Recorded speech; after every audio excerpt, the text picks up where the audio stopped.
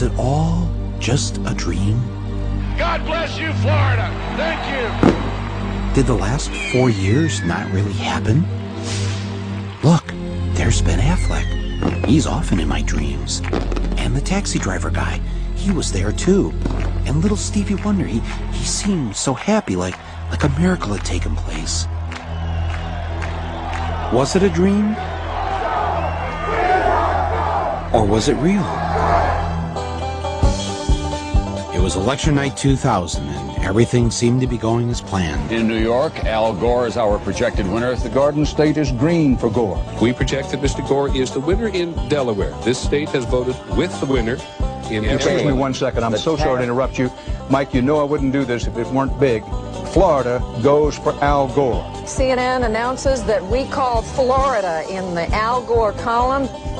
Then something called the Fox News Channel called the election in favor of the other guy. Not to interrupt you, Fox News now projects George W. Bush the winner in Florida, and thus it appears the winner of the presidency of the United States. All of a sudden, the other network said, hey, if Fox said it, it must be true. All of us at the networks made a mistake and projected Florida in the Al Gore column. It was our mistake. Now, what most people don't know is that the man who was in charge of the decision desk at Fox that night, the man who called it for Bush, was none other than Bush's first cousin, John Ellis. How does someone like Bush get away with something like this?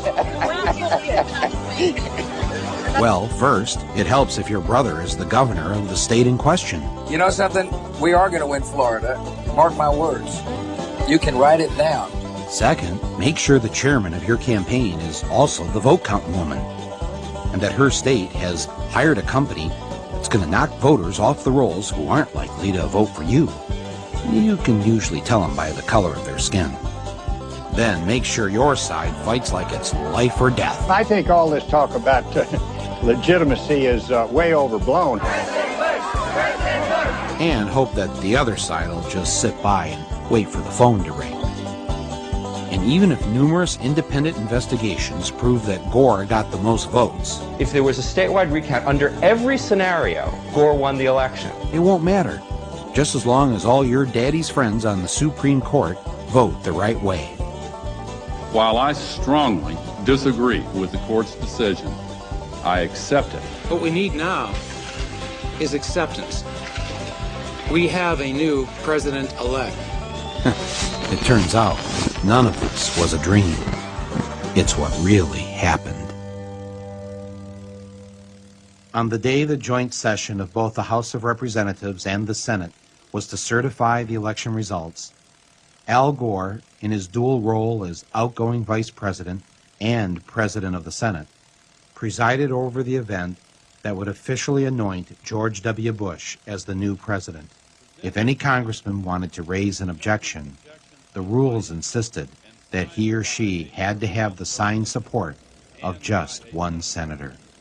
Mr. President, and I take great pride in calling you that, I must object because of the overwhelming evidence of official misconduct, deliberate fraud, and an attempt to suppress voter turnout. The chair must remind members that under Section 18 of Title III, United States Code, no debate is allowed in the joint session. Thank you, Mr. President. To answer your question, Mr. President, the objection is in writing, signed by a number of members of the House of Representatives, but not by a member of the Senate. Mr. President, it is in writing and signed by several House colleagues on behalf and myself of the 27,000 voters of Duval County, in which 16,000 of them are African Americans that was disenfranchised in this last election. Is the objection signed by a member of the Senate? Not signed by a member of the Senate. The Senate is missing. Mr. President, it is in writing and signed by myself on behalf of many of the diverse constituents in our country, especially those in the 9th Congressional District, and all American voters who recognize that the Supreme Court, not the people of the United States, decided this election. Is the objection signed by a senator? Unfortunately, Mr. President, it is not signed by one single senator. Unfortunately, I have no authority over the United States Senate, and no senator has signed. Mr. President, it is in writing and signed by myself and several of my constituents from Florida. A senator is needed, but missing. Is the objection in writing and signed by a member of the House and a senator. The objection is in writing, and I don't care that it is not signed by a member of the Senate. The chair will advise that the rules do care, and the signature of the senator. Not a single senator came to the aid of the African Americans in Congress. One after another, they were told to sit down and shut up. And it's a sad day in America, Mr. President, when we can't find a senator to sign objections. The gentleman will suspend. Won't sign objections, Mr. President. The gentleman will suspend. Inauguration coverage, 2001, on a nasty, but it could be worse kind of day in Washington. What do we want? Justice! What do we want? On the day George W. Bush was inaugurated, tens of thousands of Americans poured into the streets of D.C. in one last attempt to reclaim what had been taken from them. They pelted Bush's limo with eggs and brought the inauguration parade to a halt. The plan to have Bush get out of the limo for the traditional walk to the White House was scrapped. Bush's limo hit the gas to prevent an even larger riot.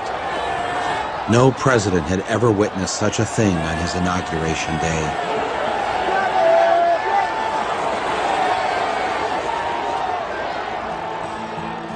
And for the next 8 months, it didn't get any better for George W. Bush. He couldn't get his judges appointed.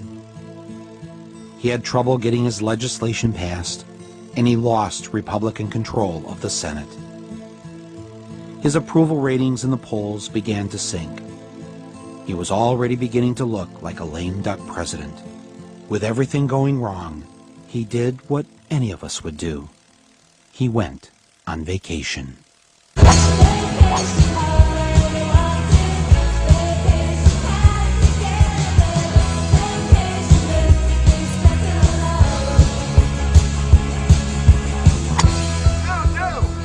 In his first 8 months in office before September 11th, George W. Bush was on vacation, according to the Washington Post, 42% of the time. I hit every shot good. People would say I wasn't working.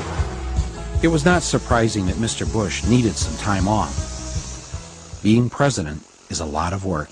At these folks that say you're loafing here in Texas, that you're taking too long of a vacation. They don't understand the definition of work then. I'm getting a lot done. Secondly, you don't have to be in Washington to work. It's amazing what can happen with telephones and faxes. Thank you so much. And just a destiny vote. Yeah. What are you doing the rest of the day? Karen Hughes is coming over. We're working on some things. And she'll be over here. We're working on a few things, a few matters. I'm working on some initiatives. You'll see. I mean, there'll be some decisions that I will have made while I'm here, and we'll be announcing them as time goes on. The first time I met him, he had some good advice for me. Governor Bush, it's Michael Moore. Behave yourself, will you? Don't find real work. And work was something he knew a lot about. Anybody want some grits? Relaxing at Camp David, yachting off Kennebunkport. How you doing? Or being a cowboy on the ranch in Texas. I love the nature. I love to get in the pickup truck with my dogs. Oh, hi. George Bush spent the rest of August at the ranch, where life was less complicated. Armadale loved to dig the soil looking for bugs. And so I went out there the other day, and there was Barney buried in this hole, chasing an armadillo. It was a summer to remember. And when it was over, he left Texas for his second favorite place. On September 10th, he joined his brother in Florida, where they looked at files and met important Floridians. He went to sleep that night in a bed made with fine French linens.